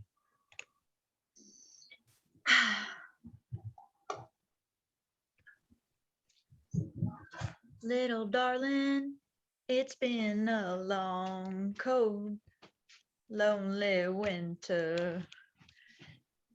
Little darling, it seems like years since it's been here. The band moves to their instruments as Walter, Fozzie, and Kermit start moving towards the ruins. Here comes our sun. Do-do-do-do. Here comes the sun. And I say, it's all right. The band joins in with Janice as she continues playing and singing. Little darling, the smiles are returning to their faces. Walter, Fozzie, and Kermit are trudging against the wind from the ruins. Little darling! It seems like years since it's been here. As she hits the chord, the sound rises louder over the roar of the wind, pushing it down. Here comes the sun. Do-do-do-do. Here comes our sun. And I say, It's all right. right. Kermit, Fozzie, and Walter link arms, bracing the wind.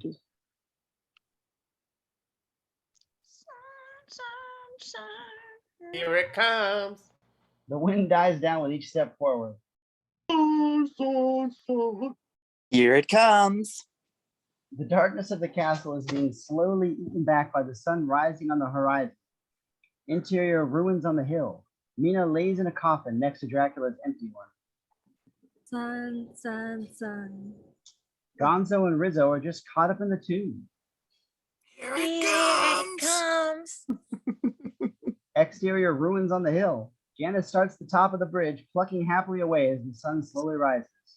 Little darling, I see that ice is slowly melting. The band is hitting a good groove with the song. Little darling, it seems like years since it's been clear. Interior ruins on the hill. Dracula is slowly shrinking back, errant rays of the sun peeking through the loose boards of the walls. Exterior ruins on the hill. Animal points one of his drumsticks to the horizon. Here comes the sun. Do-do-do.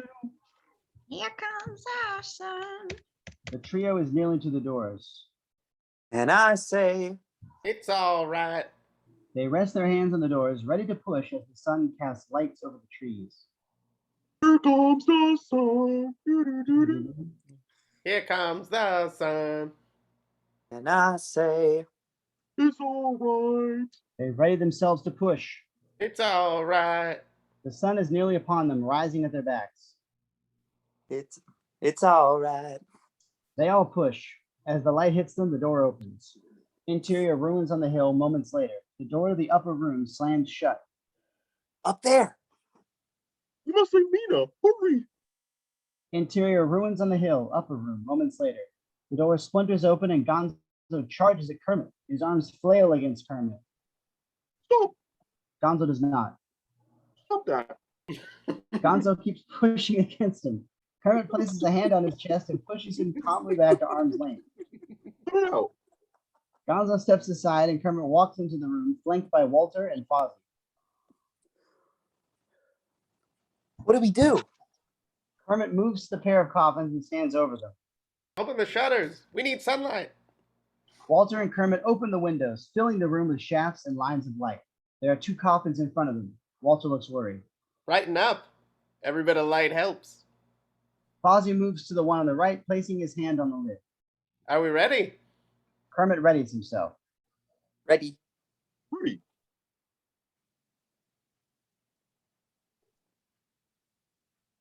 Ready. I know I'm ready. Dracula grabs Kermit and throws him into Fozzie, and they topple into the corner.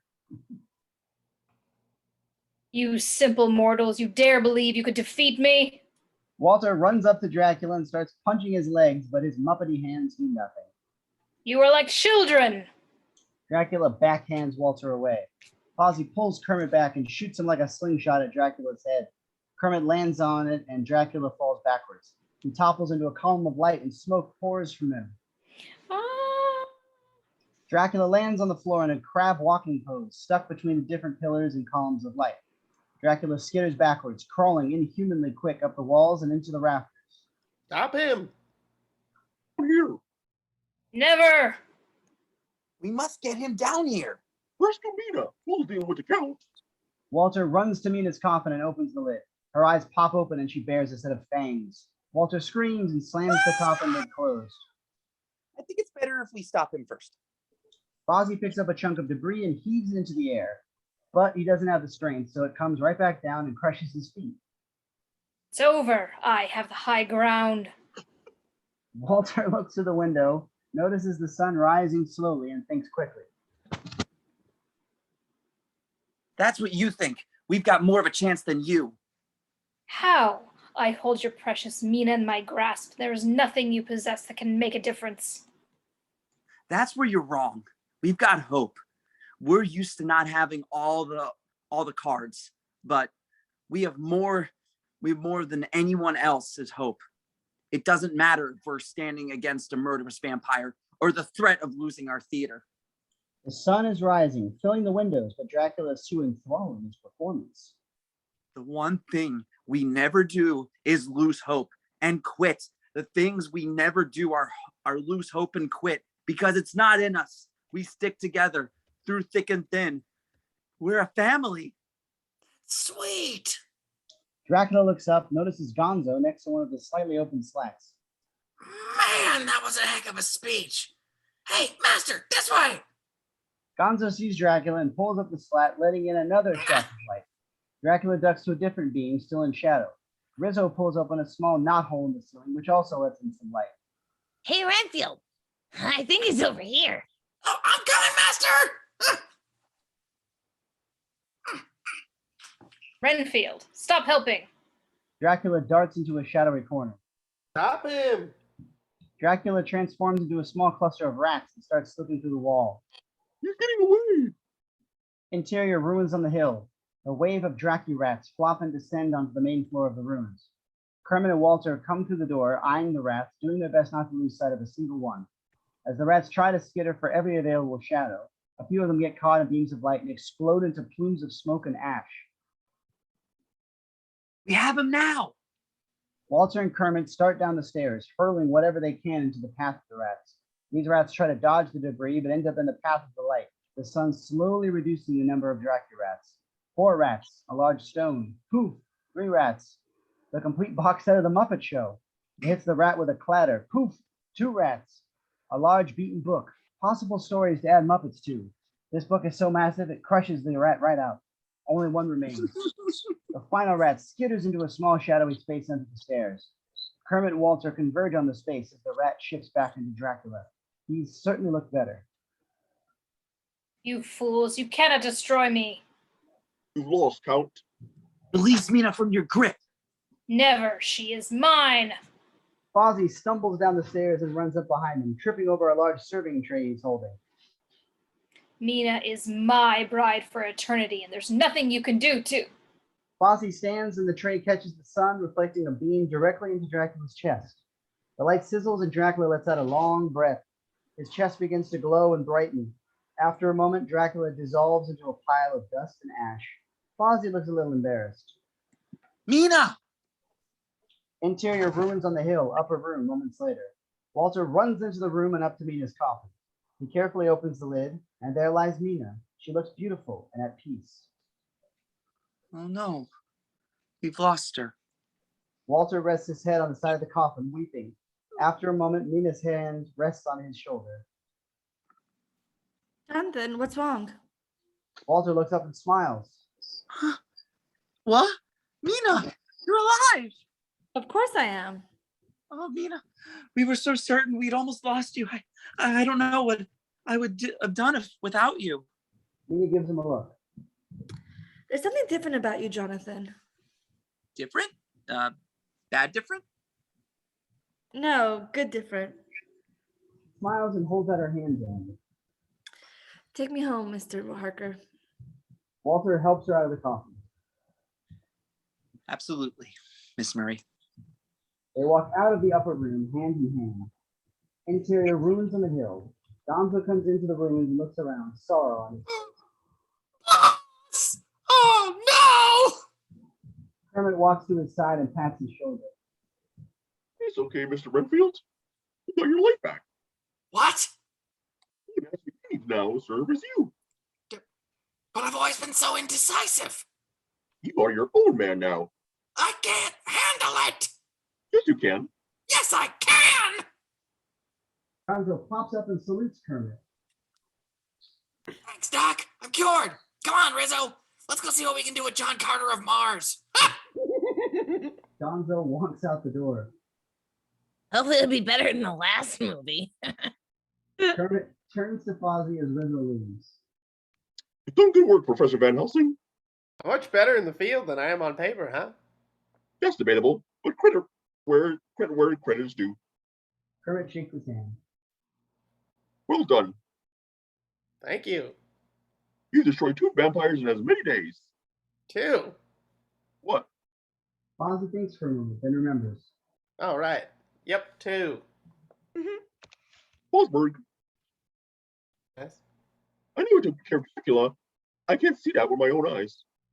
Kermit gestures to the pile of ashes that was Dracula. The pile waves. Yep, very dead over here. And you told me you took care of Miss Lucy. That is what I told you, yes. You did take care of her, right? Of course. What do I look like? An idiot? Cut to exterior Transylvania village later. The villagers of the town gather in the square. A massive crate sits in the middle of town, covered with postage from all over the world. The villagers poke their heads out of the windows and look at the crate. What's that? Probably something that wants to kill us. Nonsense! Sam walks to the crate and jumps atop it. Now that I have taken over this village, I called and negotiated for a drop of supplies to arrive. Supplies? Is it food? An eligible bachelor?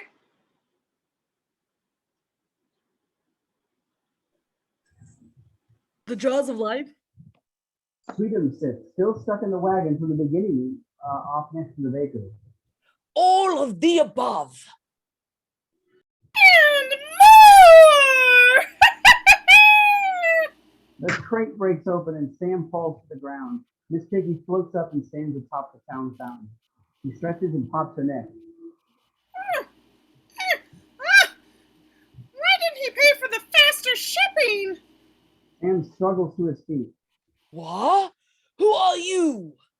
He looks at the castle looming over the town. I'm the new boss around here. Oh, really? Behind Sam, the werewolf and gargoyle land, standing against Piggy. These morons with you. The gargoyle screeches. Miss Piggy snaps her fingers, and a horde of bats fly down from the castle and come up behind her. The werewolf looks from the bats to Miss Piggy, to Sam. Then he trots over to Miss Piggy's side, followed shortly by the gargoyle. No, we just wanted to see your beauty from that angle. Oh, why didn't you say so? Come closer. They look at each other and slowly move closer. I'm totally not gonna bite. Miss Piggy smiles and her fangs retract. The pair come closer and closer. The werewolf on the right, the gargoyle on the left.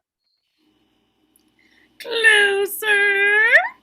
They take another few steps closer. Miss Piggy leans in and whispers to the werewolf. My right side is my good one. She winds up and chops the gargoyle, who crumbles to pieces. The werewolf recoils in fear.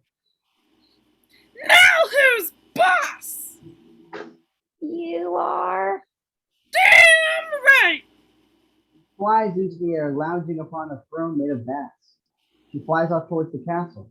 Sam looks around him, frustrated. Oh, come on, people. We were making progress. Let's not go back to our old ways.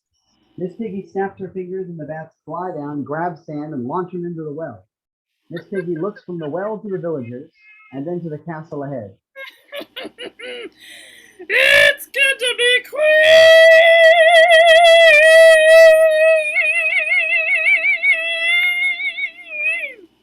Lightning strikes the castle. A new age has begun.